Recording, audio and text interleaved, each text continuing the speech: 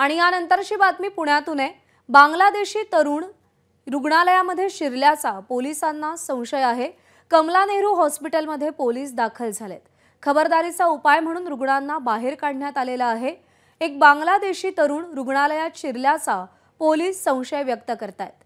कमला नेहरू हॉस्पिटलमध्ये सध्या पोलीस दाखल झालेत आणि खबरदारीचा उपाय म्हणून इथल्या रुग्णांना सध्या बाहेर काढण्यात आलेला आहे। हा तरुण कसा शिरला, त्या तरुणाचा हेतू नेमका काय या संदर्भात अजूनही माहिती कळू शकलेली नाही। पण कमला नेहरू हॉस्पिटलमध्ये सध्या पोलीस दाखल झालेत। एक बांगलादेशी तरुण या रुग्णालयामध्ये शिरलेला आहे आणि खबरदारीचा उपाय म्हणून रुग्णांना बाहेर काढलं गेलंय। हा बांगलादेशी तरुण रुग्णालयात नेमका कसा शिरला, रुग्णालयामध्ये येण्यामागचा त्याचा उद्देश काय हे अजूनही कळू शकलेलं नाही। पण पुण्यातल्या कमला नेहरू रुग्णालयामध्ये बांगलादेशी तरुण शिरलेला आहे। पोलीस सध्या इथे पोहोचलेले आहेत। खबरदारी म्हणून जे रुग्ण आहेत कमला नेहरू रुग्णालयात त्यांना बाहेर काढण्यात आलेला आहे। पोलीस या संपूर्ण प्रकरणाचा सध्या तपास करतायत। पोलिसांची टीम कमला नेहरू रुग्णालयात पोहोचलेली आहे।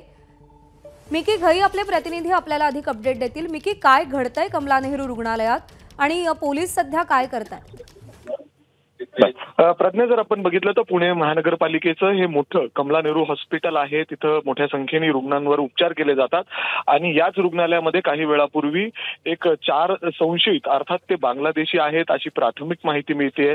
कारण त्यांच्याकडे जे कागदपत्र आढळून आलेली आहेत ती बांगलादेशची आहेत। ते नक्की तिथं काय करायला आली होती? जवळपास ते 4 जण होती। मात्र आता तरी पोलिसांनी तिघांना तिथून ताब्यात घेतलेलं आहे। त्यांच्याकडे विचारपूस त्या ठिकाणी केली जाते। नक्की त्यांच्याकडे हे बांगलादेशचे कागदपत्र कुठून आले आणि ते काय इथं करण्यासाठी आलेले होते।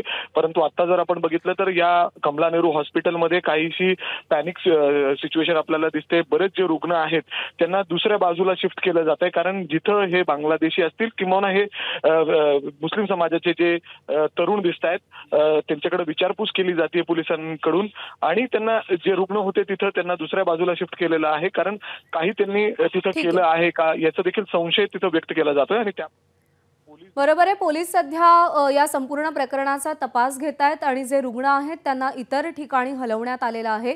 मिकी, या संदर्भात अपडेट जाणून घेत राहू। सध्या धन्यवाद दिलेल्या माहितीसाठी। एबीपी माझा, उघडा डोळे बघा नीट।